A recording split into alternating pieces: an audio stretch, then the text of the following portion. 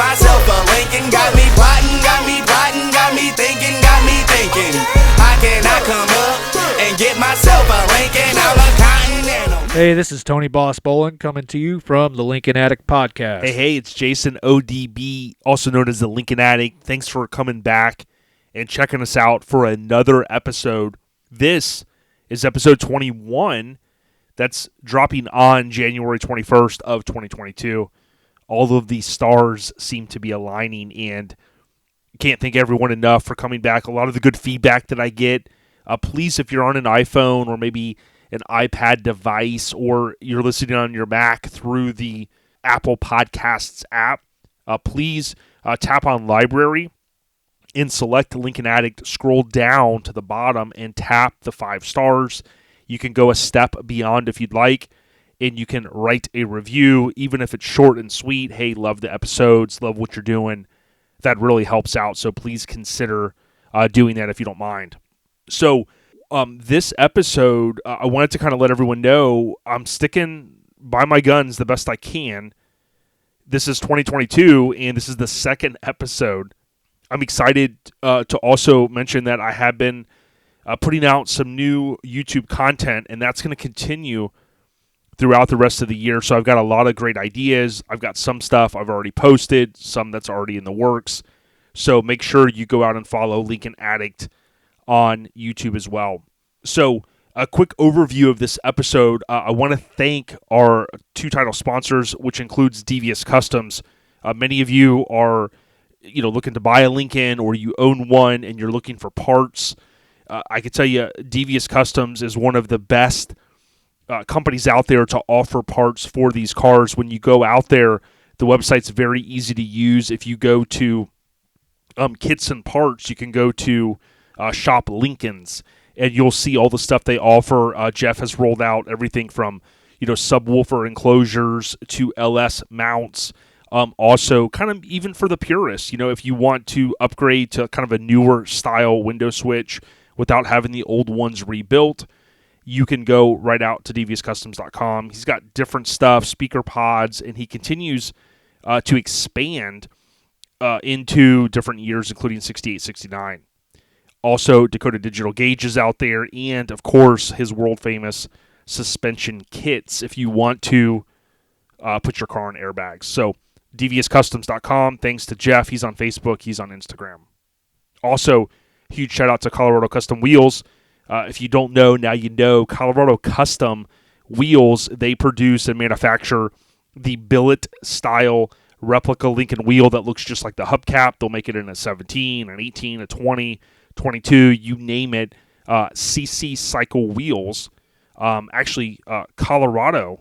I actually always go, CC Cycle Wheels is one of theirs, but you can go to coloradocustom.com. They're on Facebook as well. They're on Instagram. Let them know that Lincoln Addict sent you. Michael and team will give you the best customer service in the industry, and they will take care of their clients. He's done plenty of Lincoln wheels, so tip of the cap to those folks. But on this episode, I'm super excited to announce that we're going to have Nick Griot on from Griot's Garage.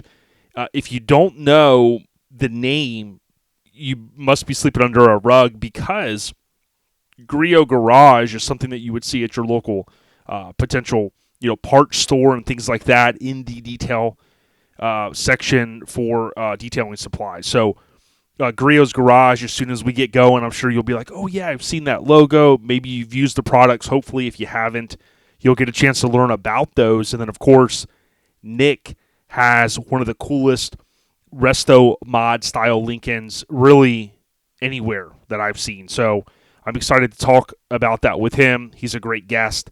Stick with us. We'll get to that audio just in a few minutes. Now, the previous episode recap, just quick here, we did have Mark on. So if you're new to the podcast, maybe you landed here because of Nick, or you've seen Nick share this, thank you so much. I've dedicated a lot of my time to our lifestyle podcast, which we call OLP for short, and we've been doing that one 6.5 years now. We do a weekly episode every single week. It's been 3+ years, so a lot of focus is over there, and I say that, make sure you search OLP via your favorite podcast app, and you'll see that podcast, and We talk about mini trucks and old school BMX and all kinds of cool stuff. But on this one, we're up to episode 21, right? And we're going to expand that hopefully nicely in 2022. But the last episode, episode 20, Mark was on, and we got a chance to talk a lot about his barn find, which was a true barn find, and the fact that he recently got the car back from Lincoln Land. The great fine folks over there at Lincoln Land Inc. here in Clearwater. Tip of the cap to Chris Dunn, Teresa, all of the great folks, George, and all of those guys over there for what they do, and the ladies, and just everyone in the organization. If you need parts, you can always search on Google Lincoln Land, and that will pull right up there.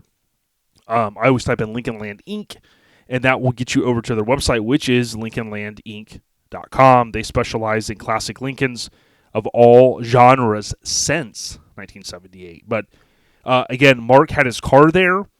He's a great guy.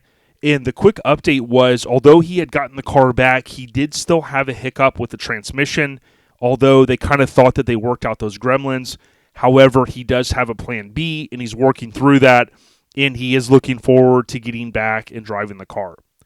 The thing that I would tell you is Lincoln life is not always easy, right? So just know, for all the times you see people cruising and having a good time and enjoying it and everything working fine, there are times when you're going to run into hiccups. And if you're doing anything where you've taken the car apart and, it's not original anymore, Chris Dunn at Lincoln Land has told me this many times, if your transmission's not broke, don't necessarily go and rebuild it, right? I did in my car.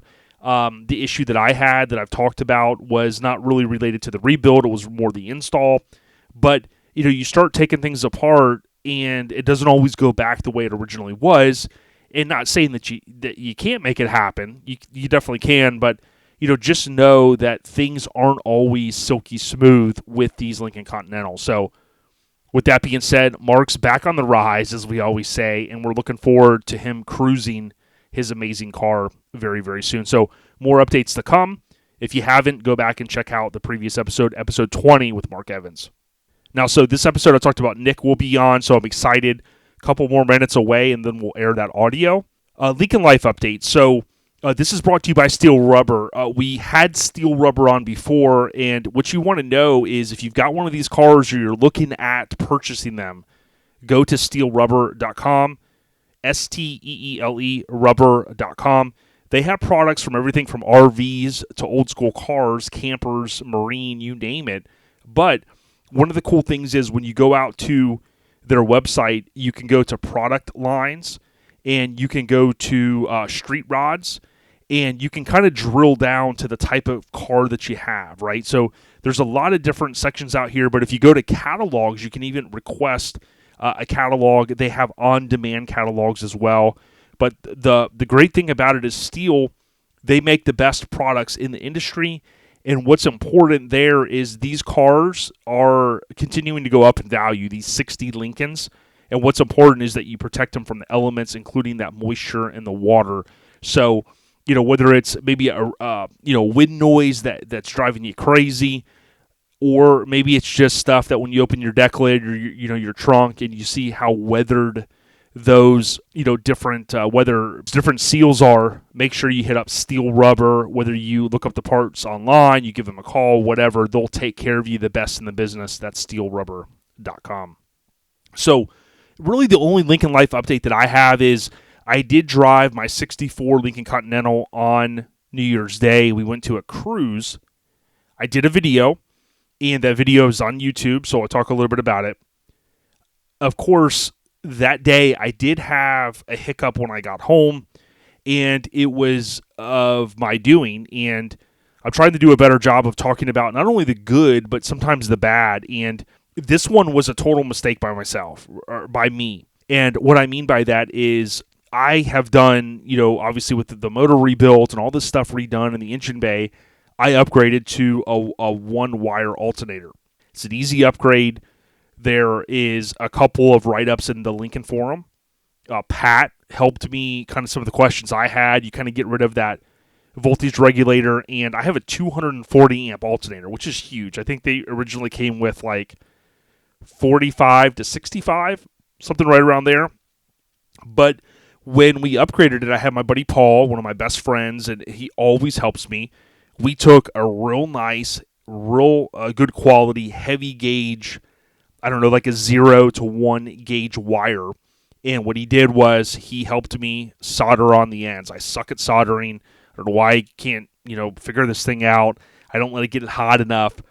And there's this one big cable that comes from the alternator that goes right to the battery. I always, at least in this car, I've always ran a red top Optima battery. And that big heavy gauge wire will go right to the side post of the battery. So I utilize the top and the side posts. And what I realized was when I got home, I backed the car up, didn't leave it running, even though my steering column's been rebuilt. I did not leave the car running. I always turn it off. Open the garage door. It's kind of a roll-up door. Got back in the car, and it was totally dead. Okay? On the way home, I could feel a little bit of just sputtering. I was like, something's not right. And what it turns out, I made the mistake of when I would hook the one other wire that I have that goes to the real nice side post. I got the Stinger nice terminals. I forgot the last, I think, 2 times I drove the car to hook that nice big wire that Paul helped me with. Of course, that wasn't hooked up from the alternator. So guess what? The 240 amp alternator was not charging anything because it wasn't hooked up to the battery. So luckily, the red top took care of me all day. That thing was at 100% when I left. I basically drove and cruised over to a gas station, met up with some homies. Then we cruised to St. Pete, hung out there, started the car, drove to Bill's house. So tip of the cap to Bill, the big homie that lives here now with the 68. Hung out there, cranked the car with no issue. Took a quick photo over at the Lincoln Center with Tony Boss Bolin, cruised home. Backed up to the shop, turned the car off, opened the door, boom, the car wouldn't start. Of course, one thing I highly recommend, if you ever do go with an Optima battery, buy the Optima battery charger. There's a lot of discussion over the years of, can you use a regular battery charger? Some say you can, some say no, you can't. It's going to mess up your battery. Years ago, I went on Amazon and I basically purchased one of the specifically made Optima battery chargers, and that has been a lifesaver. There's a couple of other companies that make them. There's one called like Naco, and I have not used those. Now they have them for like $30 to $50, which I'm thinking about trying them because they got 7,000 and 25,000 reviews, and they're almost a 5-star. The one I have, of course, I paid more money for it. It's the Optima Digital 400, and it has 2,700 reviews, and it's $120. So, again, I haven't ventured off much from that Optima brand, but I got an open box one, and my box was like, it had like a little ding in it. No issue with the charger, and it was like $80, I think, back in the day. So, that's one thing I would recommend if you decide to go with an Optima battery. But long story short, my Lincoln Life update was something simple, and as soon as I opened the hood and I was looking around, I was like, well, wait a minute, where's this nice big wire going? And, of course, it was dangling right underneath the battery tray, and I'm like, man, what am I doing here? So, again, we all make mistakes. I make them more than most, and that's the story, and I'm sticking to it. But again, I want to thank Steel Rubber. Go to Steel Rubber, STEELE rubber.com. Look those fine folks up. They're great people. All right, so Lincoln sales, right? This one's a quick one. I do want to give a huge shout-out to someone that has been a longtime follower of ours. This guy, Joe, he's got amazing skills. I got not many skills. And Joe is Weld County Customs, and that's Customs with a K, and it ends with a Z on Instagram, okay? Weld County, just how it sounds, Customs with a K and with a Z. The car that they built, that Joe built, is going up for sale, and I would, basically say this is potentially the baddest Lincoln ever built, okay? I say that because the amount of work and craftsmanship that went into this 62 Lincoln Continental convertible, coyote swap, full interior, full undercarriage. I have seen a lot of Lincolns. I've seen a lot of photos. I don't think I've ever seen one this nice. I really don't. The level of detail is amazing. You can actually go on YouTube and check out Barrett Jackson's official YouTube page or YouTube channel, and they did a video on it. So check it out. The interior is stunning. It does have the coated digital gauges, but you can imagine going with a modern fuel-injected engine. That's just the way to go. The interior, the way the bucket seats are, it's unbelievable. The undercarriage of the car, I just have not seen one ever this nice. So tip of the cap. It's going across, I believe, on January 29th, January 29th. It's going across the auction block. I'm going to be excited to see. 2 years ago, a black 65 convertible sold for $330,000. Okay, and to me, I would put money and say this car is way nicer. Now, granted, the black one was a restoration. It wasn't a resto mod, so you're going to have potentially people there that want, showroom or better show quality type condition. This one obviously is a step above, in my opinion, because I love resto mods. It's got probably more money in it. Now, that one, they claimed they had receipts for $237,000 for that resto. And again, it sold for $330,000. And I forget, I don't think that includes the fees. So it might have even been a higher, or I don't know how Barrett Jackson does on their website. You can log in the app and it will show you the price. It says $330,000, but that might be with the fees. Maybe it sold for $300,000 and then with the fees it's $330,000. But regardless, $330,000 is a lot. This one, I hope, goes for more. I mean, I wish Joe and team all of the luck.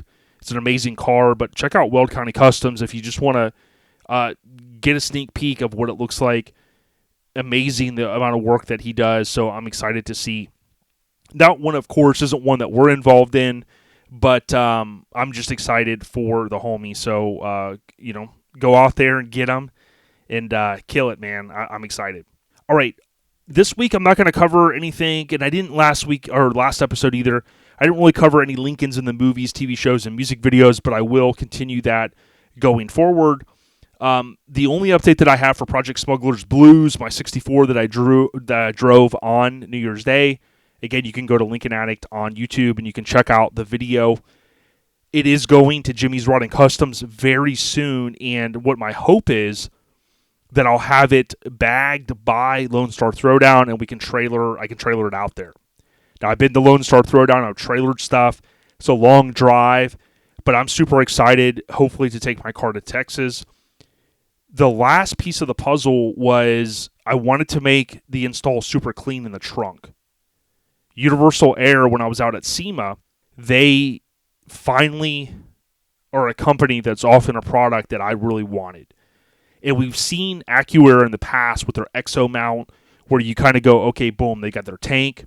You've got these 3 mounts that mount around the tank, one for each compressor, one for kind of that ECU/VU4.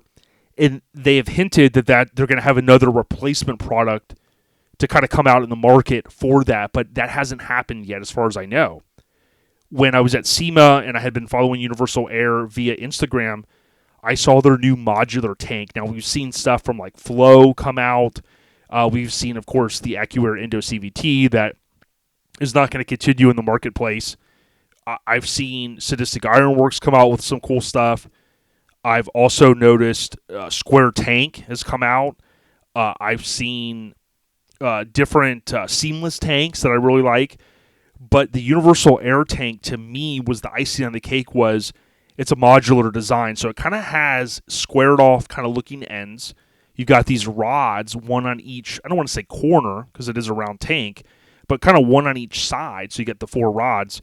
And their modular system that they built allows you to have these nice billet brackets, and they might be steel, but they're these very cool brackets. I think they color match them. They ask you all that stuff on their website, universalair.com, and you're basically able to mount your compressors.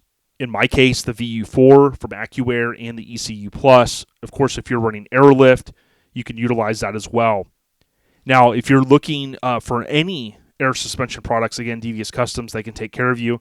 I know Chris over at CS Metalworks, Chris Burns, one of my good friends. It's CS Metalworks. So, right there, boom, on Instagram. They've done a lot of cool stuff. He's out in California, and I love the work that he puts out. And got a chance to hang out with him at SEMA. He graciously took care of me by ordering the tank and all of that. So, again, if you are in the need, you can also check out CS Metalworks, Devious Customs as well, one of our title sponsors. But I say all that because that was kind of the last piece of the puzzle. Now, I did recently mention that I picked up the pressure-based system to tie into my VU4. I'm thinking, hey, it's a little bit easier to install. You don't have to run a wire to each corner for the AccuAir kind of E-level setup and whatnot.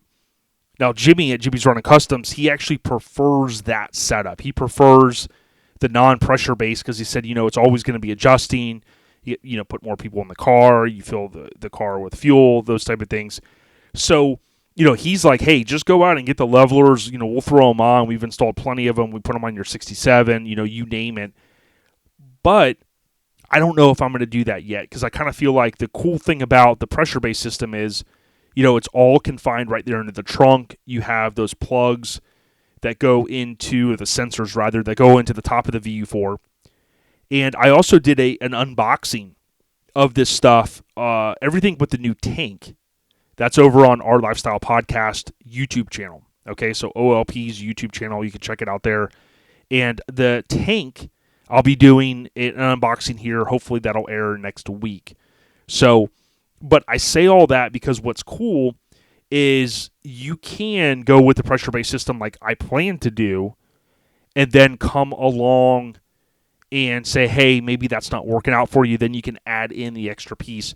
That's very similar to what Airlift has been offering in the market, kind of allowing you to stair step up, and I think that's fantastic. But I guess I may decide to go get and say, hey, well, if Jimmy's going to have the car, he's going to have it maybe for a week or so. Man, just do it all at once. I don't know if I'm going to bite the bullet yet, but I had it on my 67. I didn't really drive the car much, but really enjoyed it, and we'll have to see. But I'm looking forward to using the new ECU Plus. I'm looking forward to using their app and just having the car bagged with all of the powder-coated Devious Customs parts. I worked back with Jeff a couple years ago. I've got the Colorado custom wheels. All that stuff was bought. Literally, I've been patient. I've been waiting about 2 years. Some people say, hey, man, how could you be so patient? Anybody can airbag these cars. Well, Jimmy at Jimmy's Running Customs, man, he's a cut above, in my opinion. He built my truck. I love how he hardlines things where applicable.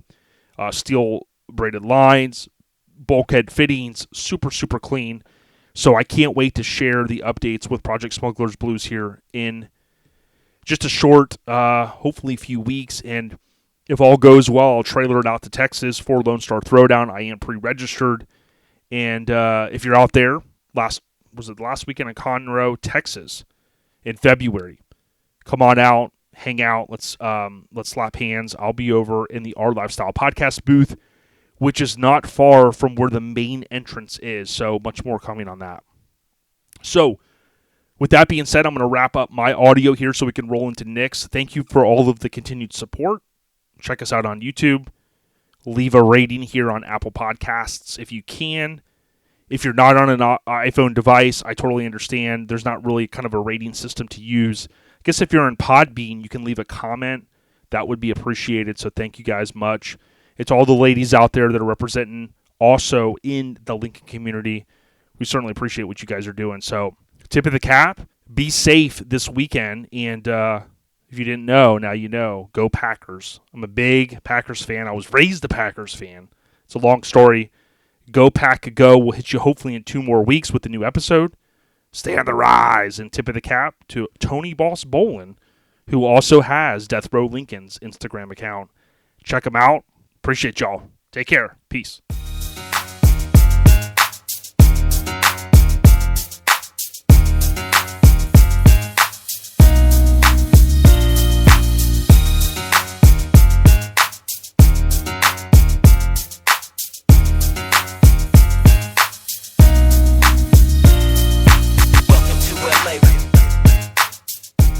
Hey, as I mentioned here earlier in the podcast, want to just really thank Nick for sitting down with us here as we get a little bit crazy into 2022 with our second episode.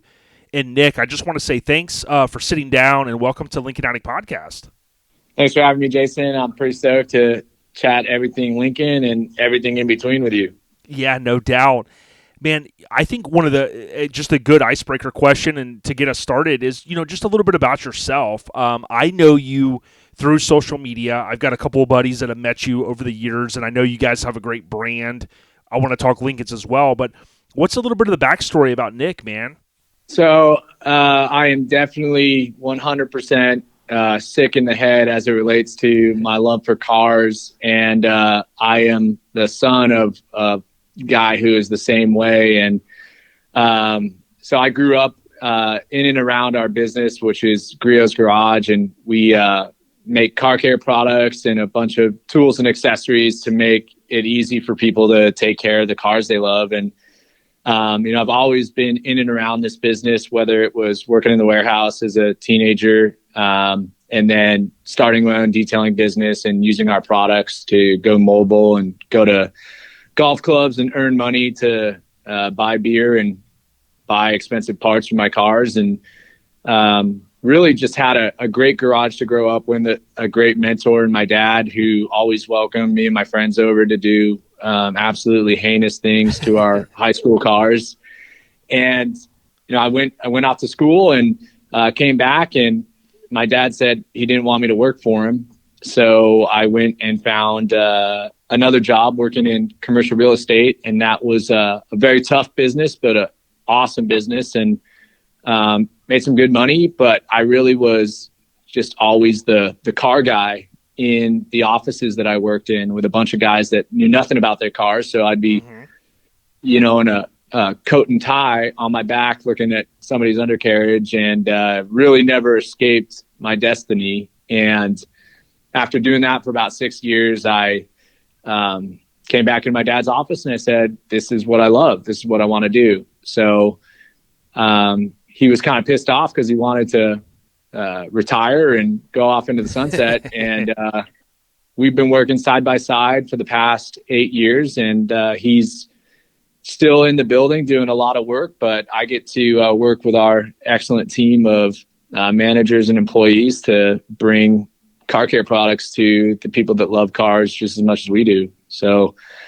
I'm surrounded by them every day. I literally, if I get tired, I go out and sit in an old car or do something to my car on a lunch break. I have, we have the facilities for that. And when I travel for car shows or to go to our manufacturing plant, and, I'm around it all the time. So this is my life. And I feel very fortunate to not only have the opportunity to grow up in and around a car family like I did, but to work for this business. And again, we sell fun. I get to a pretty low stress job that as it relates to what we sell and what we do, but doesn't mean there aren't tough days. It's just it's hard to lose focus of what at the end of the day we're selling car wax, and people like waxing their cars and making them look good. So it's a fun gig. Yeah, no doubt. One of our title sponsors, Jeff at Devious Customs, he always kind of will post a caption for his photo and say, man, the old saying is if you love what you do, you don't really spend a day of your life working, right, so to speak. And it seems like I can kind of see that passion not only with your posts on social media, but kind of like what you're explaining now. Now, when I go to griotsgarage.com, one thing I notice is that you guys are up in like Tacoma, Washington. So did you grow up, out in the Pacific Northwest, as they call it? Yeah, I was born in L.A. and that's where the company was started, down in Southern California. And as our chemical manufacturing grew, California is a hard state to do that in. And we moved up to Washington when I was about 5. So I've grown up here my entire life, and I love this area. It can be miserable at times, like right now. It's quite miserable, just torrential rain and freezing cold, but it's just a beautiful part of the country. And, I had the opportunity to be our CDL driver and see the entire country over about 3 years. And there's tons of beautiful parts of the country, but I feel very fortunate to have lived up here. There's nothing quite like a July day in Washington where it's kind of a crisp morning and then it's like a dry 85 and the sun's out and man, the mountains are out and the salmon's in season. It's a great place to live. It's not the perfect place. Like you can't really own convertibles up here, right. So that like pretty much dictated the type of Lincoln I bought. But at the same time, it has a wonderful, vibrant car culture. We have about 275 parking stalls at our flagship retail store up here in Tacoma. And, we'll fill the parking lot on a cold, rainy day in January just because people know that if they don't get their cars out in the rain, they're never going to get them out. And then there's some extremely talented fabricators, Art Morrison, the chassis, those are built right down the street from us. Some wonderful painters and great car collections. So, we're kind of buried up here in Southeast Alaska. We don't really get a lot of national attention, but it's really a awesome place to live.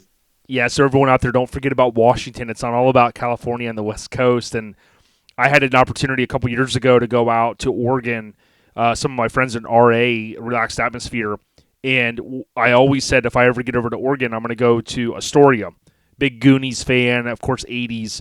We talk a lot about that over on our Lifestyle podcast. But what was cool is although I made the trek all the way over to the Pacific Coast, it was pretty neat, right? It was it was late July, early August, but I tell you, it gave me kind of goosebumps, right? Thinking back to the 80s and things like in my era when I grew up. But like you said, there's a rich history in kind of that whole region. And, I always thought that was pretty cool that, again, like you said, there's folks that forget about it. I want to give a shout out to Robert DeFrang. Now, he lives in Lake Stevens, Washington. And Robert, he had acquired a car that I recently purchased that came from Southern California. It was a 65 Lincoln convertible. And, the listeners have kind of heard a little bit about it, but it came from a U.S. Congresswoman and her husband. But he lives up in Lake Stevens, and he had it for about 5 years. It was his third Lincoln. So what was ironic is I've actually connected with a few people like yourself, Nick, in that region since I bought the car. And I said, man, only in America can you kind of buy a car, and then ended up connecting with some people in that same region. Yeah, I mean, that is what's amazing about the car culture. Not everybody, the 330 million Americans, loves cars. Most people view them as tools. But when you get into, the pain of maintaining a 60s Lincoln, you're going to be friends with another Lincoln owner right off the bat. So, that kind of transcends a lot of other differences you have with people. And again, if the car crazy people are 10% of the American population, that's plenty of people to be friends with. So it's an amazing network. Yeah, definitely 100%. And, talking a little bit about Griot's Garage, what's cool is I connected with you like as a Lincoln fan before I kind of put two and two together that you kind of come from the cloth, right, of that entire business, right, organization. And I've always seen that logo. And what I always thought was cool is my buddy Joey, who we had on our Lifestyle podcast last year. They had one Crew Cut, that famous truck now that Dave Schulman owns. They won that years ago. His wife did. But he's a huge fan of the products that you guys put out. So, I want to talk about Lincolns, but you alluded a little bit to the products, Nick, and, talk to the listeners a little bit more about what they can get from your organization. Yeah, I mean, the first thing I think that is different about our company is one, we're still family owned in this environment where all of our competitors are getting bought. And I think it's a wonderful thing to, it's tough working with family, don't get me wrong. But at the same time, it's a wonderful thing to be able to, be by my dad's side and carry his vision through. And he's really done a lot as it relates to, the time that the business was being formed. He had opportunities to invest in things that would be really hard to do right now. One of those things is manufacturing and research and development. So one thing that's pretty cool is, we have our own manufacturing facility, and full laboratory that's staffed with a handful of chemists and a handful of quality controllers, let alone our whole production team. So we make everything that we sell that's a liquid chemical. And that's pretty unique because that really does start from scratch. And we work back and forth between our product team here in Tacoma and our lab in Indy to get something to market. And that could take, up to 18 months in some cases, just because we're so insistent upon it being perfect and beating the competitive products.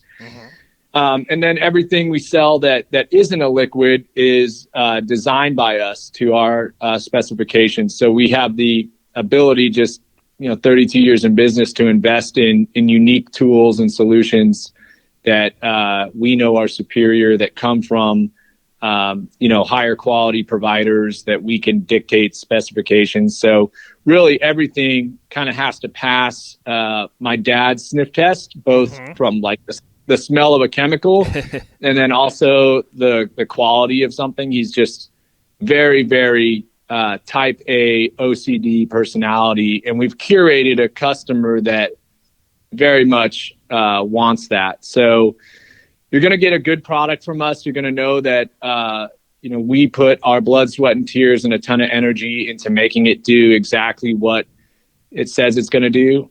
And the other thing, being family owned, we are certain of what we sell, and we have a lifetime guarantee on everything. We want you as a customer for life. So if we earn your business once, we intend to keep it at whatever cost. So it's really a high level of certainty to say, hey, we're not going anywhere. Second generation's in the building. When we sell something with our name on it, we're proud of it. And if you don't like it, we're going to take care of you. And then the other thing is that we're actual car guys. This isn't, we're not C-suite dudes in slacks and loafers. We're wearing jeans and t-shirts because we know we're going to work to get dirty. We're going to clean up a car and make sure our stuff works. So it's a pretty, we definitely have people within the organization that don't love cars, but they aren't on the front line as it relates to, connecting with our customers and knowing what car guys want and expect, and the challenges of, getting out there with a crappy soap or a wheel cleaner that doesn't clean your wheels, or a metal polish that doesn't brighten it up the way it's supposed to. We've experienced the frustrations, and we're trying to engineer them out of existence for everybody who buys our products. I love it. So we're making stuff for ourselves first, but that comes from, the core passion of automobiles and wrenching on them, restoring them, racing them, driving them, cleaning them, and overall just, enjoying being around other people that like them the same. Yeah, there's a rich history there, kind of with that family name, so to speak. One of the other things I did want to mention that I thought was cool is you guys do a great job on social media, GRIOTS, Griot's Garage. Back in December, pre-Christmas, you guys talk about the compact sit-on Creeper 2. I love stuff like this because as a car guy, I always love seeing another garage that has cool stuff or shelving. My buddy Joey and Heather, they're into this stuff too. But I think it's awesome because when you think of detailing, especially a lot of us are into lower vehicles. We'll talk about your Lincoln in a little while. But being able to sit comfortably and use a buffer or elbow grease or whatever you're doing, that is so important, right, to making the experience. I worked for a couple decades in a world where everything we did was around the customer experience, right? That user experience you kind of alluded to. How important is it, do you think, to have a product like what you guys have with the Creeper, where you can have that better experience when you're using your products? Man, again, that's one that is born out of necessity. I mean, if we're talking to Lincoln guys, you got 18 feet by 3 feet tall of flat surface, and if you're polishing the bottom half of your doors or fenders, holy crap, you're going to spend a lot of time down there. Yep. And then we've got the whole age range of customers. We got old guys that are grabbing their backs as they're cleaning their wheels, thinking, God, I just want to sit down and do this. So right. That Creeper is a legit tool, and if you've got a flat garage, even if you've got like a textured garage, we made sure the casters are good enough to roll over, garage seams and like gravel aggregate driveways and sidewalk seams and stuff like that. And that's just born out of what we know from spending all the time doing these tasks. Like, hey, this doesn't go low enough for this. And so that compact sit-on creeper, that's the second generation. And what we did with it is we actually improved it. So not only is it kind of a standard seat that's about 16 inches tall, but now you can remove what you sit on, and it's got its own set of casters, and you can kneel on what we call a mini creeper and kind of motor around either on your butt or on your knees and get that much lower while not having to put your knees on, like a cardboard box or even onto asphalt or your sidewalk or garage floor.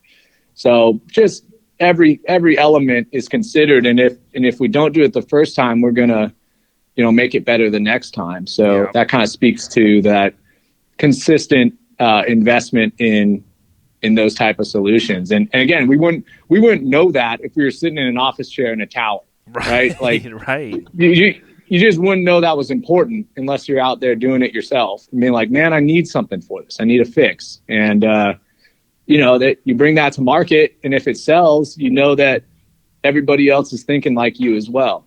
And if it doesn't, you just go, oh, well, they're all wrong. So I like the way you think. You could we follow. Gotta figure something out for it. Yeah, no doubt. You can follow Nick on Instagram, NIKI Griot, Griot. You can follow him. You can check out some of what we're talking about. You're a little bit younger than I am, which is a good thing. And I've noticed that you guys from Griot's Garage, you truly understand the importance of social media presence as well as YouTube, right? A lot of us go to YouTube to figure out how to fix things around our house, like our washing machine and stuff. But on Griot's Garage via YouTube, you guys got about 27,000 followers, but a lot of video content out there, including the Creeper, Mini Creeper videos. How important do you guys think it is to have that social media presence and have these continued awesome videos that you guys put out, week over week? Yeah, I mean, it speaks to like the generational shift, because Griot's was started by my dad as a catalog company, before the internet. So a catalog was the best way to reach new people, right? That was like, we're kind of a dinosaur in that we still send out a catalog. And, when I came back to the company in 2014, Instagram was just getting started. And I was like, hey, we have to put some focus on these spaces. This is what my generation uses to connect and learn. And now all of a sudden, 6 years later or 8 years later, we definitely have a healthy following in Instagram, Facebook, and YouTube. And I think, you can get so specific on YouTube. I think it's the second largest search engine behind Google itself.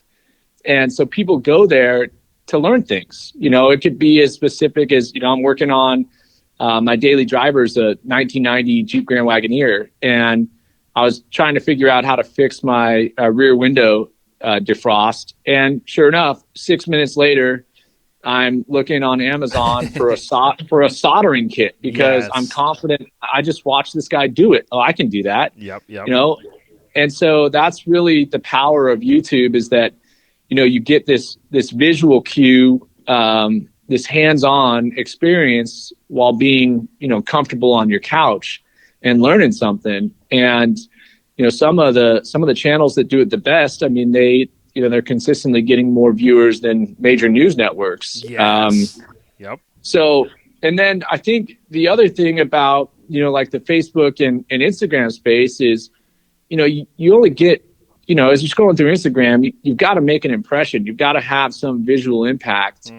And it's easy for us because we're always surrounded by just heavy hitting stuff, like of every variety. If your car's got paint on it, we like it. And we can also show us using our products on that. So that comes pretty naturally. But then it's also a great way for us to interact with our customers. If we post an image of a product in use, half the comments are going to be, what specific application, or I didn't get that result. What am I doing wrong? So it's almost a double-edged sword. You get that interaction, but you also, everybody has direct access to you. So you'll get like customer service stuff through there. And so it's a full-time job, and as your account gets bigger and your reach gets bigger, that becomes a ton of management. So yes, it does. In the time that I've been here, we've hired more staff to manage that. And, they're responsible for not only curating the pages, but also managing answering the questions. So they've got to be product experts, and then also directing them to our customer service to resolve any order issues or tracking or process returns. Like it's a great tool, but it can be overwhelming at times too, for sure. Yeah, definitely. And we know the success of any organization, one of those pillars is obviously your employees. And like you gave it up to them earlier, there's a lot of hardworking Americans out there, and it's great when they can get behind an organization like you guys because they get the orders out quick and they take care of the end user. But speaking to my homie Joey Romuto, really good dude. Again, he's a huge, I'd say, ambassador, kind of promoter of the brand. And, I was talking with him. I was like, man, what are some questions I could run by Nick? But when you think about the space that we often hear the C word, ceramic, right? And I've seen everything from ceramic coating, sprays, and different things, applications. And I've seen even our friends at Colorado Custom Wheels. They had shared a video that I tagged them in where someone had ceramic coated a billet wheel and someone's pouring water on it. And then, I've had people go, well, you could wax a wheel and pour water on it and we'll do the same thing, right? I think the ceramic coating space is amazing. There's people that have built their whole companies around just that product and that application. For someone like myself that doesn't know a lot about it, kind of what's the elevator pitch of ceramic coatings, and do you guys offer a product for the end consumer? Okay, I'm going to try and do this in as quick and as and as like simple as possible, because you can really get off into the weeds. Okay. But basically, ceramic denotes a inclusion of a high solid ingredient known as silicon dioxide, and that is a derivative of glass. And so, what you're essentially doing when you're buying a ceramic product is you're buying an inorganic ingredient or a product that includes that inorganic ingredient and delivering it to whatever surface it is intended for, whether that be glass, plastic trim, paint, wheels and chrome, and forming a incredibly strong bond via the chemicals and emulsion that you deliver that solid with, that depending on the concentrate or percent content of that silicon dioxide is going to definitely outperform a natural carnauba wax, which is a very traditional product, or even synthetic polymers, which are very popular as well.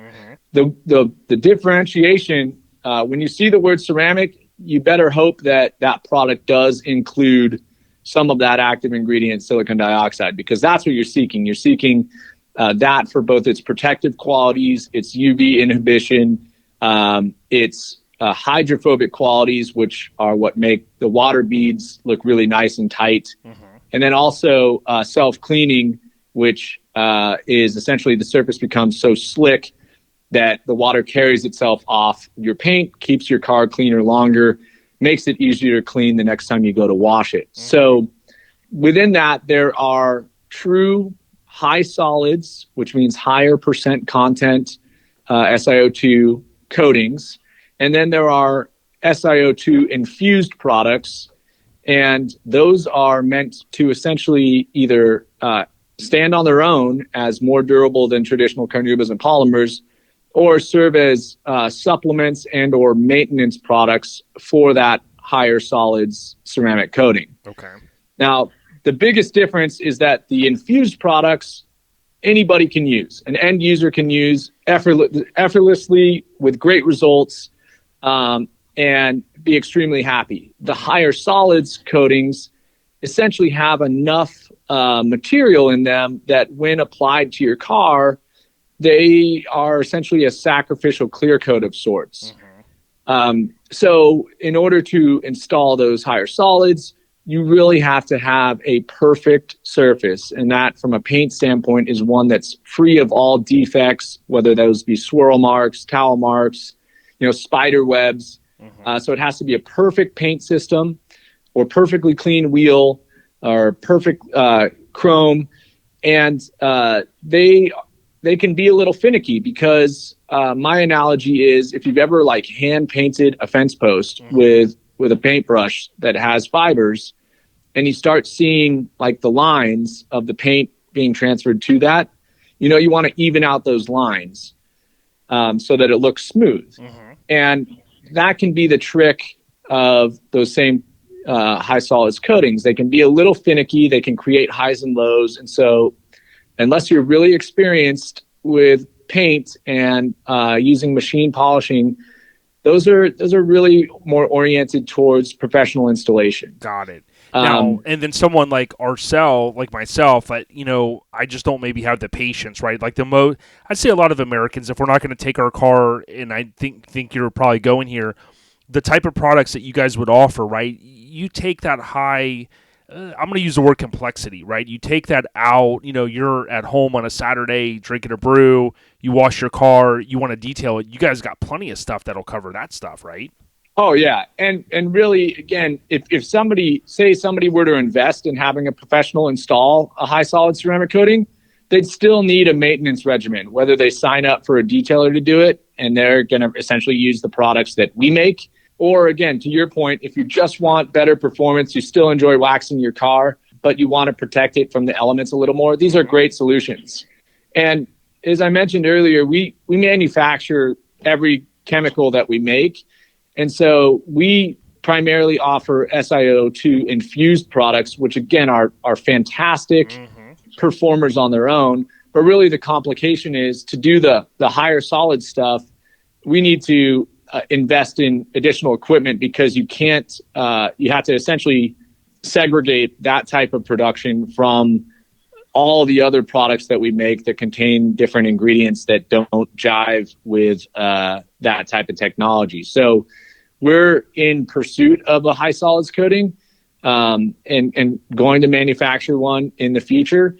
But in the interim, we've got this wonderful product line that, again, can serve the person that doesn't want to bother with the high solid stuff, or be used to maintain something that you had a professional installed, and you can do it yourself with no problems.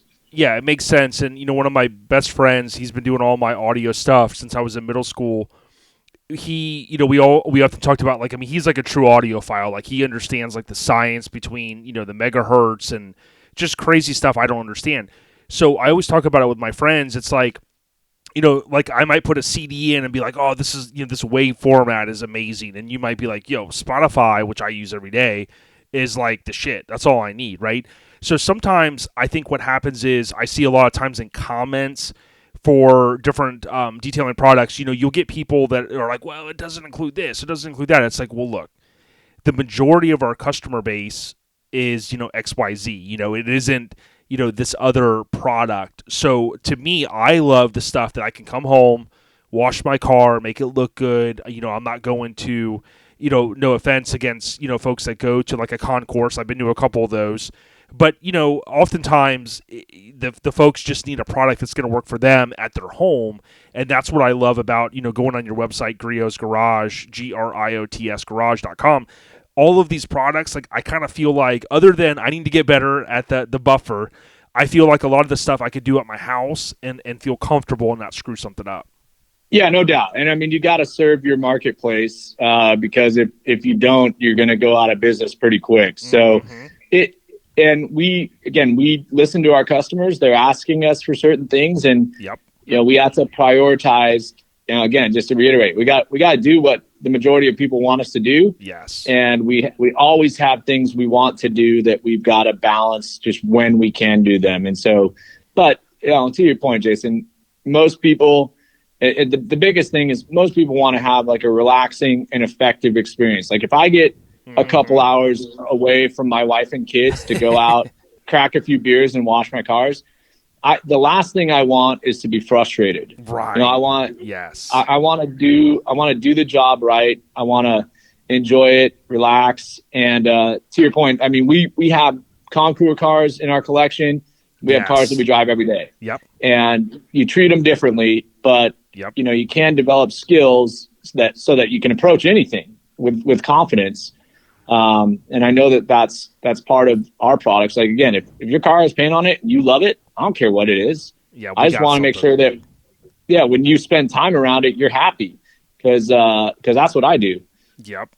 Well, it was funny. You made me think of this a couple years ago. This guy, Tony Neal, Slam64 on Instagram, he had shared a meme, and it was kind of funny because if you think about on a a lot of us car guys, we're like, okay, certain wax, certain wash, certain towel, certain dryer. But then we get out of the shower and we just got that one like towel like on our back trying to get all the water off. It's like we got one towel for ourselves, but our cars, which we truly love, right? Our cars and trucks, we got all these certain products, and I love that because it shows how much we're car guys. Yeah, it actually, I spend a lot of time talking to.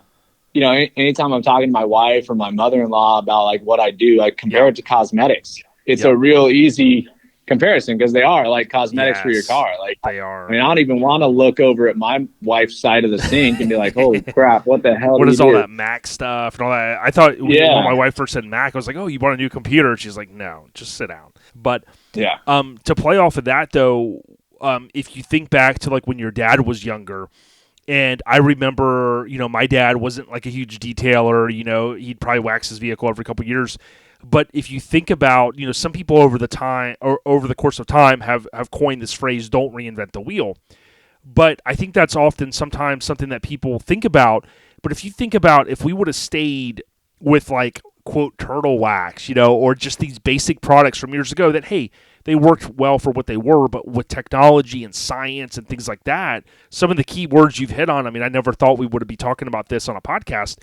It goes to show you that, the market drives cool stuff, right? And we all love our cars. And that's one thing that I've noticed about Griot's Garage is over the years, you guys have been kind of a market innovator, a leader, and of course your tagline, have fun in your garage. I mean, dude, you guys nail it every year, it seems like. Yeah, I mean, that all starts with the man at the top. I mean, when I think back to, growing up with my dad, I'd always want to be around what he was doing in the garage because that's where he found sanctuary. I mean, I'm one of 4 kids, so you can imagine trying to start and grow a business and then coming home and 4 little monsters like latching onto you. It's like, God damn, get me out of here. I just want to wash my car, y'all. Yeah. So as I got older, I would help him wash the cars, but he was always testing stuff and developing product. Like that was his job at the time. And, he wrote every word of the catalog, and most of it is anecdotes.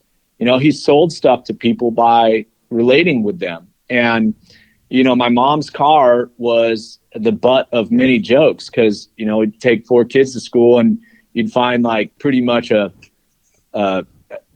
serving size of McDonald's French fries under the seats, and you needed a vacuum that could suck them up as fast as possible, or you needed like a odor absorber that you could stuff under your seat so the next time you drove your wife's car. So, I mean, it's all extremely genuine from experience. And I just think that, when my dad his dad was not a car guy. So he was like the odd one out, like painting cars in his parents' garage as a teenager.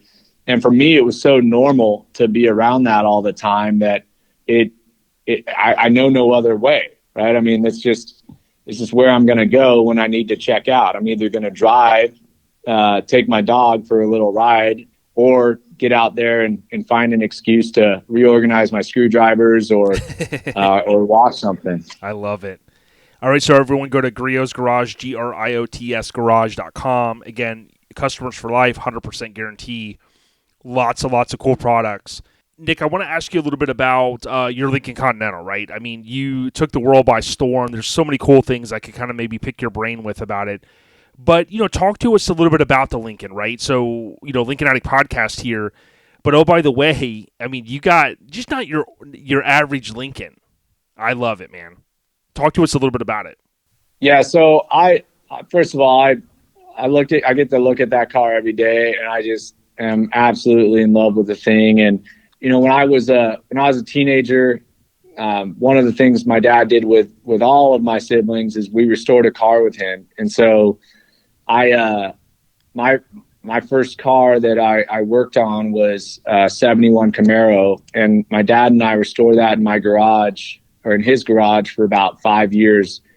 I still own that car, but I did it with my dad, and I'd take my mom out for a ride in it. She just hated that car. She just hated Camaros and like everything old Chevy. And she's like, why don't you get a nice car? Like, why don't you have, like an old Cadillac or an old Lincoln? Lincoln was the one that stuck with me because when she was younger, she used to get driven to school in a slab-sided Lincoln. And the friend whose parents owned the cars, they both had matching Continentals, and she'd get Twinkies when she rode in the back of these Continentals. So she had these great memories of Lincolns. And so that was always kind of in the back of my mind. Like, that Camaro, I hadn't built a car since that Camaro.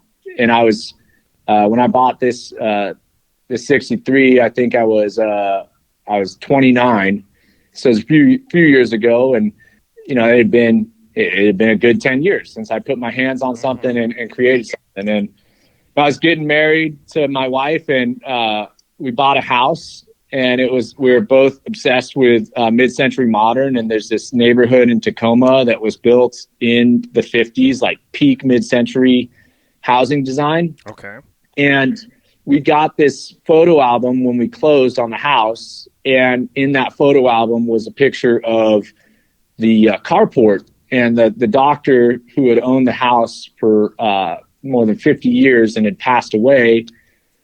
Those were his cars in the carport, and there were two Lincolns. It was a 63 hardtop, it was white, and he had a 63 black convertible parked next to each other. And so literally I get this photo album, and it's like I'm struck by lightning, and like, okay, that's it.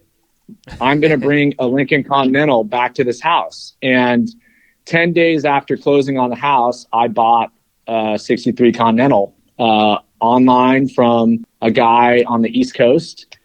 And I talked to him before I sent him any money. And he had 3 Lincolns himself. So I feel like, Lincoln guys, they collect these cars. And I've gotten that bug as well too. I've got to definitely ask your audience for some help, because I'm looking for something. But he had bought it from the second owner, and the second owner had owned it for 47 years and just absolutely babied this car. So even though it lived on the East Coast, it was rust free, and he had bought it and thought, man, I don't want to put the work in this car to restore it. So sales price was reflective of the work that needed to be done. And in hindsight, I should have paid twice as much up front. So I would have had to pay half as much on the back end to fix up, all the major systems. I mean, any Lincoln owner knows if they go to paint their car, well, frick, man. I mean, the linear feet and the amount of area that you've got to paint, it's just a number I don't ever want to see again. So I got the car back like about a month and a half later, and it was mid 2015, and I just started working on it. And I did everything I could because the car was 100% complete. It ran. It had like an exhaust leak. The carb wasn't tuned right. And all the paint was mostly original. So I just started polishing on it to see what I could save. And, both the chrome elements or the stainless elements and the paint, and nothing was salvageable. It was pretty disappointing in one sense, but I was just like, okay, man, I am pregnant. I love this thing. I'll drive it around like it's smoking, like it's the Animal House, Deathmobile. Right. And, but at the same time, I gotta fix it. So I took it back to my dad's garage, and I worked on that for about a year and a half, just chemically stripping the entire thing, deconstructing it, labeling everything, meticulously, with the intention of putting everything back on the car. And in that process, I started researching 430s and what it would take to rebuild them, and just the lack of real aftermarket options because of just the uniqueness of that motor to the Lincoln.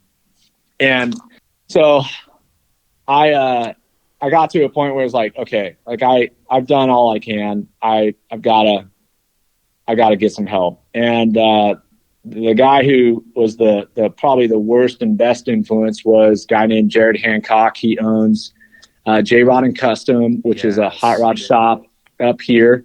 They do fantastic work, but most of the stuff that they do is, pro touring in its essence, right? They really make old muscle cars perform like modern cars. And so in talking with him and kind of blending, I think a little bit of my personality, which, my dad loves European sports cars. He's a vintage racer. So, I grew up around Porsches and BMWs, and he didn't understand why I liked American muscle cars. But we eventually got to this concept like, hey, we're going to make a Lincoln that's, nasty. We're going to make it handle. We're going to make it break. And we're going to make it do burnouts. And so it led us down a path that, even though is pretty different from what most guys do to Continentals. And that being said, there's plenty of really, really nice builds out there now that feature really high horsepower motors and coyote swaps and things like that. The suspension concept and kind of the wheel and tire and brake concept was definitely unique. And so we navigated that by really just reaching out to all sorts of resources. I mean, I can't tell you the amount of people that I met via Instagram that I was buying parts from because you can't find them anywhere else. Like Lincoln Boys, I know, was a great resource. LaFour Lincoln Parts, all these guys that have been putting ads in Hemmings Motor News forever. And all of a sudden they became, my best friends on speed dial. Yep. And they're like, "You're doing what to that car?" Oh my gosh, you're gonna cut that thing up. And it's like, no, I'm not going to cut it up. I promised the previous owner I wouldn't do anything like that. And eventually, we got to the point where it's like, okay, if we're going to accomplish this, we do have to do a couple fab items. We've got to raise the transmission tunnel because it just how the rear end is a 4-link custom setup from Art Morrison. So they looked at the underside of the car and helped us set up the rear end. And then Rytec coilovers. And then the only other metal fab that we did on the body itself was we took the space between the stock wheel wells and the edge of the fender, and we tubbed it out towards the fender. So we didn't lose any trunk space. We just took back some dead space, and we were able to fit, some big meaty tires in there. I've got, 305s and 11-inch wide forge line wheels in the rear. So those are the only two real body modifications outside of customizing the front bumper to make it look, a little more aggressive. And it's also functional. It houses the oil and trans coolers in there as well. So those are probably the biggest departures from, just the typical design of the car. And really, then we mated it with a nasty little small block. It's a 427 Ford crate motor that's 535 horsepower, 550 foot-pounds torque, and dressed it up so that we could make it look as period correct as possible. Had EVOD Industries mill some custom valve covers that were designed to pay tribute to the Mark II and its valve covers. And they've got hidden fasteners, so it looks really clean and almost, jewelry-like. But, you turn that thing over and it just spits fire because it's straight pipes all the way back to, the mufflers are, tucked right under the rear bumper. So it makes great noises. It's still a big car, so it's not like going to throw you into the back of your seat. But man, once that thing gets going, it's big car fast. And the only way I can describe that is that this big beast is moving. But actually, and this will probably surprise most guys that put their Lincolns on bags, it rides beautifully. Mm-hmm. It's, I think, just the unibody nature of that car. It's a pretty stiff, chassis all the way through. And the coilovers definitely make themselves known if you're putting into a corner at speed, but it still has a nice kind of floaty nature about it. Mm-hmm. And it's got massive bear brakes, 6-piston calipers up front, 4-piston calipers, discs in back. So it stops too. It does everything well, but it still resembles a Lincoln. It's still largely unchanged on the outside. Yeah. And that's one thing that we'll share some photos. If you look also, as Nick mentioned, the letter J, Rod Custom with no S, J Rod Custom on Instagram, you'll see some of the photos that we'll share. I know Fuel Curve, they're also basically powered by good guys. I learned that kind of over time. The feature that they did was amazing. The rolling shots and things like that. The cool thing is, as you mentioned, Nick, it really, to me, it has the core of what the Lincoln was. It has those design elements. You add in those wheels. To me, it looks, it adds that flavor to it. Really, from the front three-quarter shot, the only thing that really looks a little different is, you've got your little spoiler on the front, right? But to me, all of the stuff that you guys did, it was all, I'll use the word tastefully done. And to me, you kind of made, I've seen some people use the P word, the Pro Rod Touring.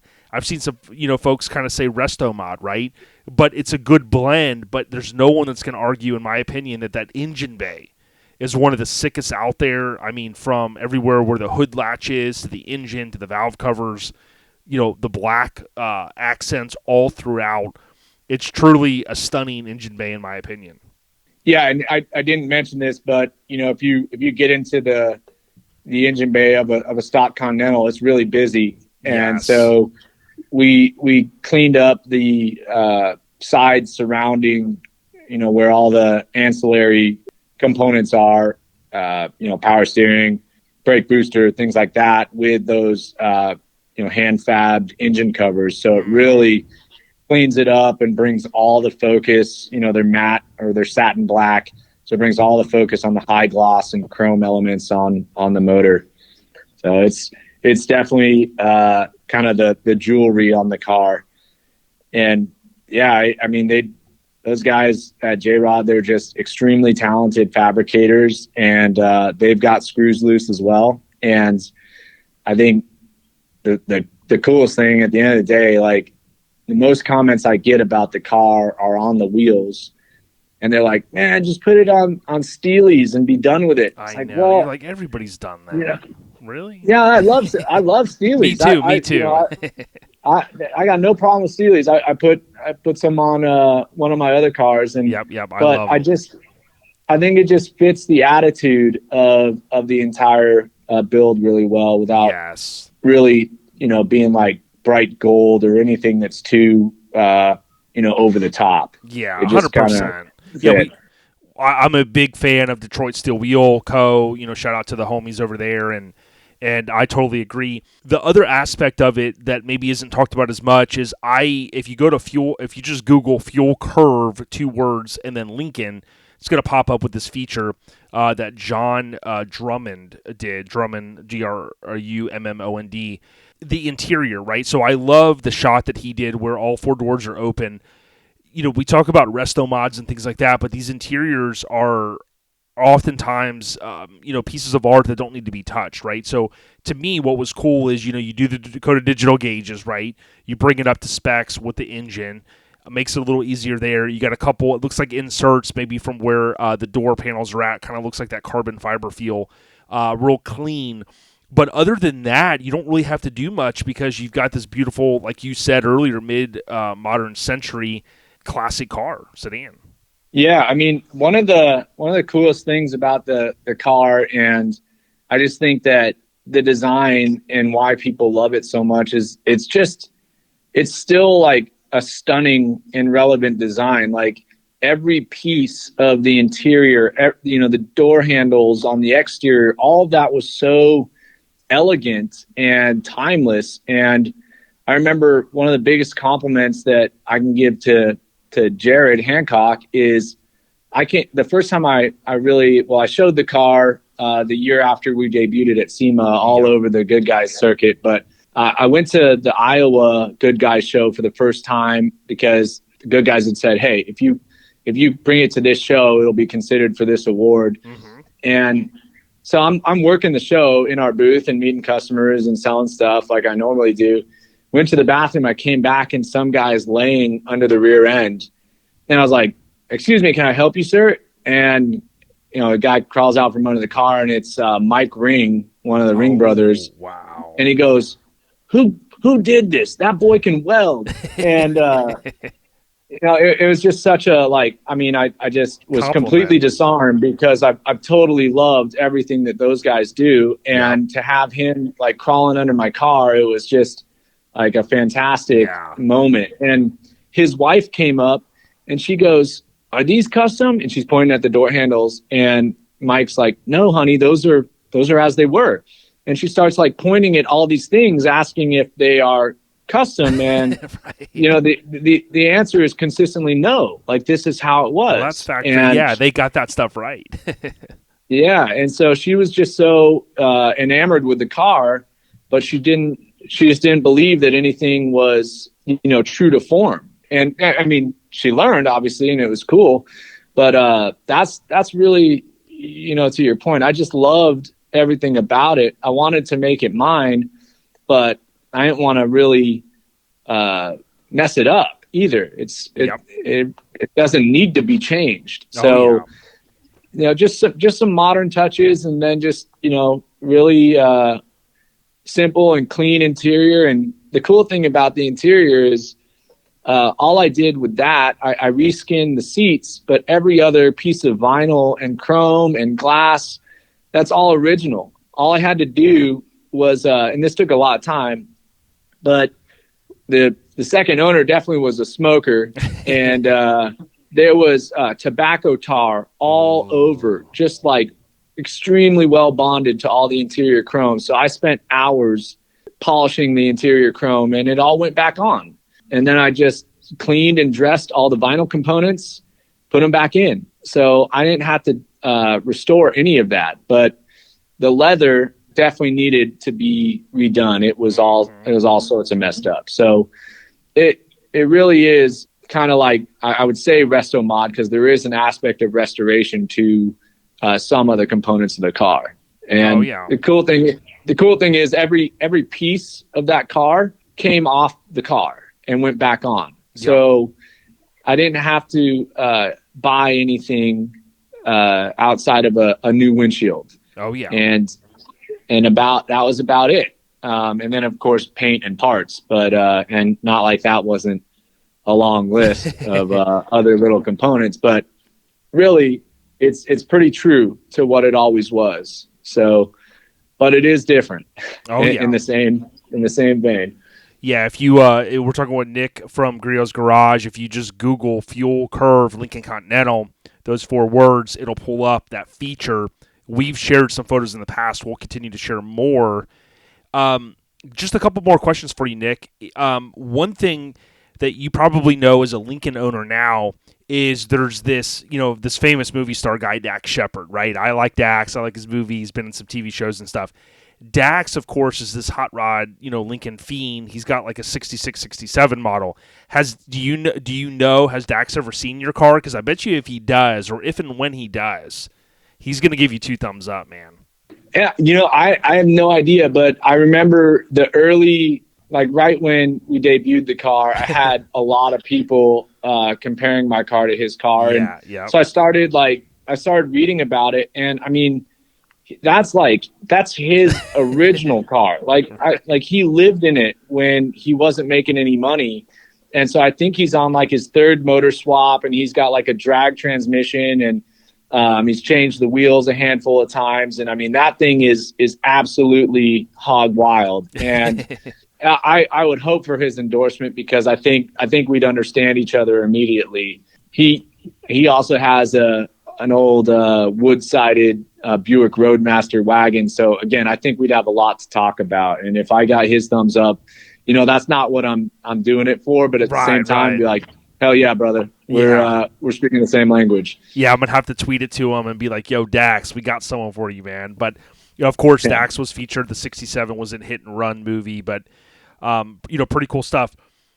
The last couple questions I got. One, I know you're gonna get a smile from this one. So the video that has, in my opinion, has went viral is that famous video of like the garage being open, the car starts and kind of just pulls out, and it's kind of a shorter clip. That video has been shared and reshared over the years. Again, debuted SEMA 2017, about 5th year anniversary coming up this year, of course. But does it bring a smile to your face, or is your mind sometimes blown on how much that video of your car, the 63 Lincoln Continental sedan, has went viral? I mean, dude, I see it everywhere still to this day, man. Oh, that one is nuts. I mean, it's millions and millions of views. And the crazy thing is, like, at this point, all my buddies will, like, when they're stumbling through whatever the Instagram algorithm is feeding them, they like stumble onto that video and they'll send it to me. And it's like, like all the comments are written in Farsi and like symbols that I can't understand. Oh yeah. But I can see the exclamation points. So I'm like, fuck yeah. These guys definitely, they're into it. And it's like, somehow it got posted onto some like Middle East car forum, and it's got 500,000 views. Yeah. Like, again, 4 years later. So, and it just is like, it's such a, I don't know, just a mean video. Mm-hmm. And, the guy who did most of the some of the metal fab work is sitting in the passenger seat. So it's the first time that he's ever ridden in the car, and I can just see his face as well. And yeah, it definitely makes me smile. But it's like, man, we do this smoky burnout video, and it's just this, we're laying down gnarly patch, the thing's screaming, and we get like 5,000 views, and then this just like low, slow roll is getting millions of views. So that one is definitely surprising. Just like how that stuff happens, I have no idea. I'm not that good at making things go viral, but that one, for whatever reason, struck a chord with enough people that it went all over the world. Yeah, it did, man. And we tip our cap to you.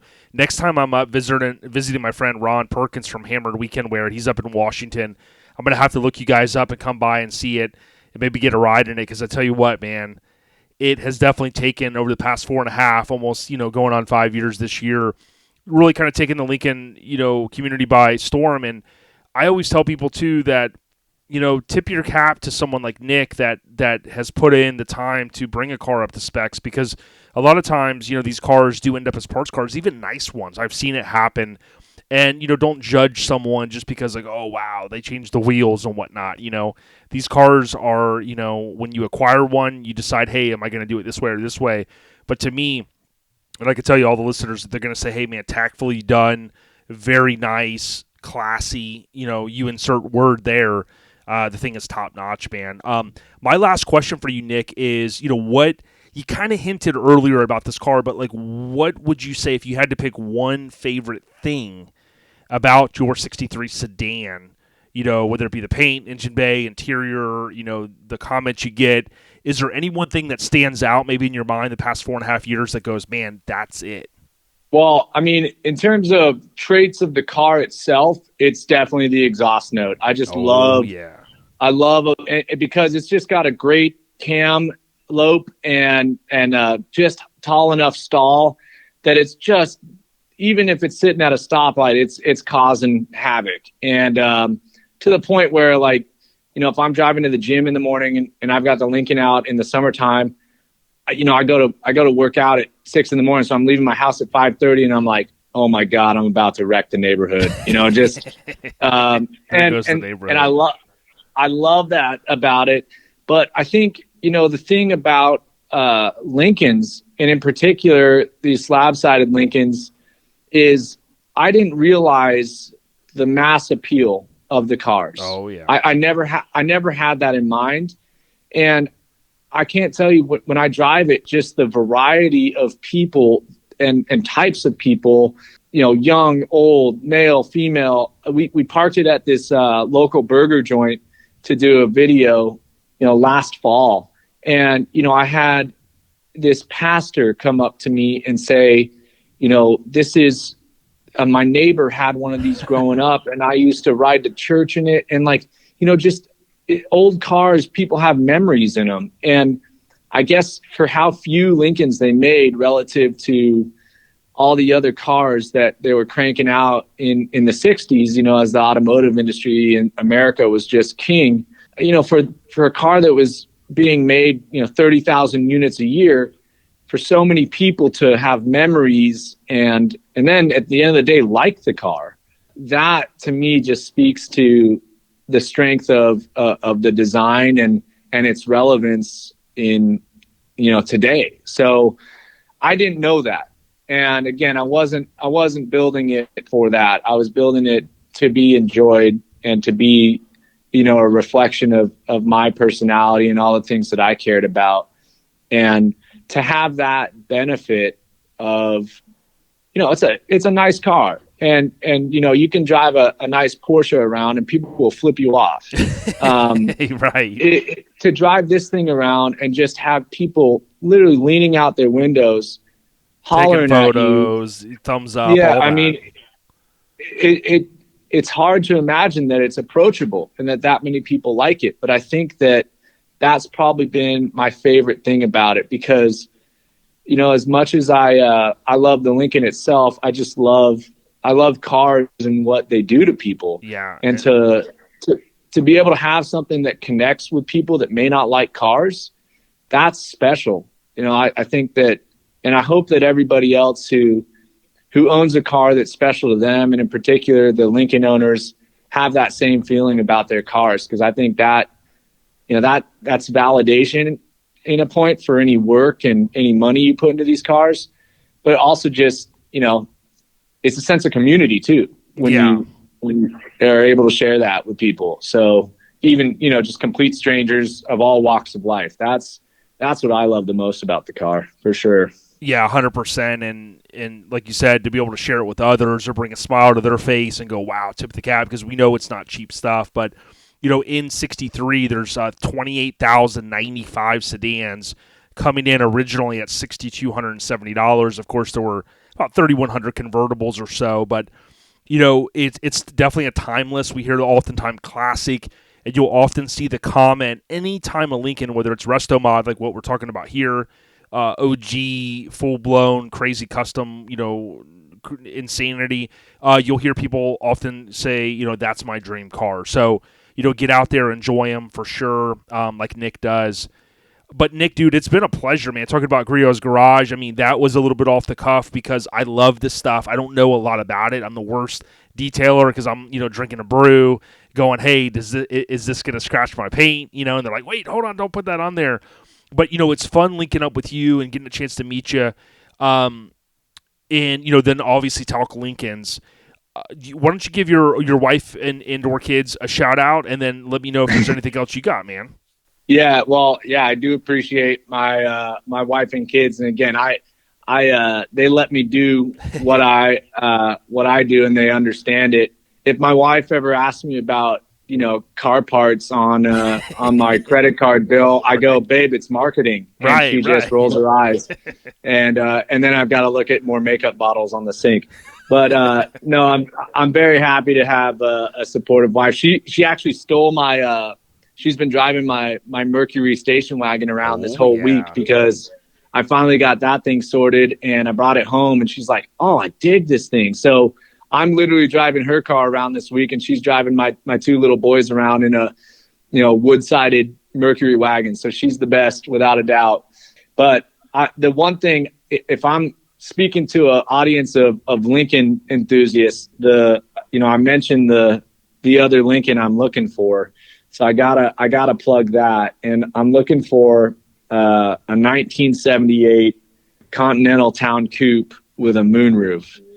So one of my local Lincoln buddies has a sedan of that era, late 70s, and literally it's all we talk about. And we just hired a new lady whose husband picked her up for their first date in that exact car.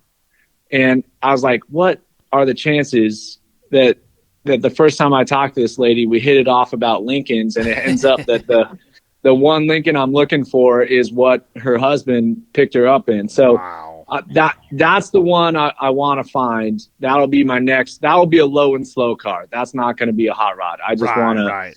And it's got to be a coupe because I've got the 4-door. So yeah, if anybody knows of one that's in pretty good shape that I'm not going to have to, bleed to make work, I'm your guy. You can, I think Jason plugged my Instagram, so you can come DM me and I'll take it off your hands if the price is right. So either way, man, I really appreciate, just the connection that we've established just through messaging each other and seeing each other's posts over the past few years. That's the magic of social media, right? Mm-hmm. We're going to run into each other somewhere soon. And if you do make it up to Tacoma, you'll get to tour our facility and see the whole smattering of craziness that we do here. There's all sorts of stuff. It's it's old Italian, it's old Japanese Land Cruisers, it's everything that rolls on rubber. So we're incurably sick as it relates to cars, and I just so happen to stumble into the Lincoln community and love being a part of it. So I'm stoked to have talked to you. Yeah, show some love. Get out to griotsgarage.com. You can Google GRIOTS. Of course, all social media platforms, as we mentioned. Nick is Niki, Griot, Griot. Get out there, show him some love, some Lincoln love as well. We'll be tagging you. But, dude, Nick, it's a new year, 2022. Tip of the cap to you. Let's all have a good one. Tell your family hello and stay on the rise, as we always say, man. All right. Thanks, Jason. Have a good one, man.